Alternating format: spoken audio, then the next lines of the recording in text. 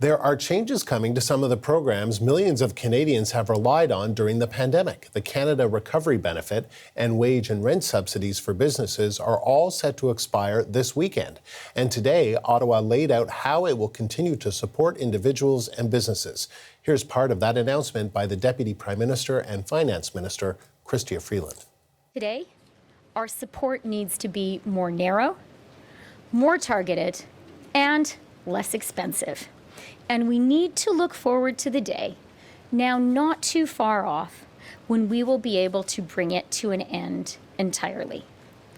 Our unrelenting objective is to protect and create jobs and to drive economic growth.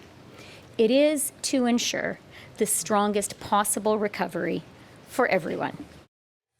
The CBC's Karina Roman is tracking the story live from our nation's capital. So what more can you tell us about this, Karina?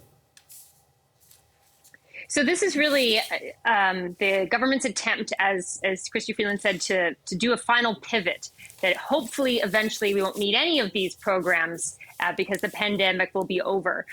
So what they've announced today is that, these programs are this broad support that we've all, some people have come to rely on, but others just know about, is coming to an end. And that would be October 23rd. So this is what happens next. For businesses, there are two new programs.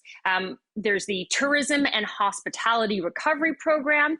That will be rent and wage subsidies for those businesses in the tourism program. And eligibility will be based on a certain revenue drop that they would have to prove. And then the hardest hit business recovery program, that's also rent and wage subsidies. There's a sort of eligibility requirement, two-tier in terms of revenues as well that they have to show. And those are the new programs. They are going to extend the Canada Recovery Hiring Program for businesses until May 7th, 2022.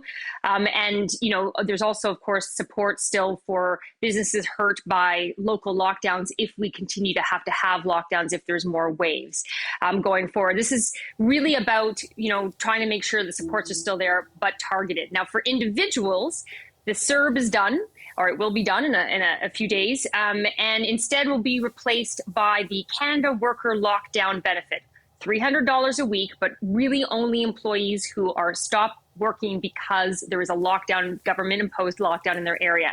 What's interesting is in the fine print in the government release on this, the work interruption, as I said, has to be a direct result of this government-imposed lockdown, but also anyone who loses their job because they are not complying with a vaccine mandate or can't work because they refuse to get vaccinated, they are not eligible for this benefit.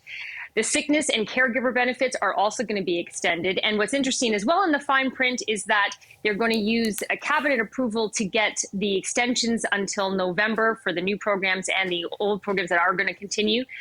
But then they will need new legislation to bring in these programs or extend the programs that they want to extend until May 2022, which means they will have to get some support in the House of Commons. The price tag, $7.4 billion, a lot less than what they've been spending so far, but still, we're still talking the billions here.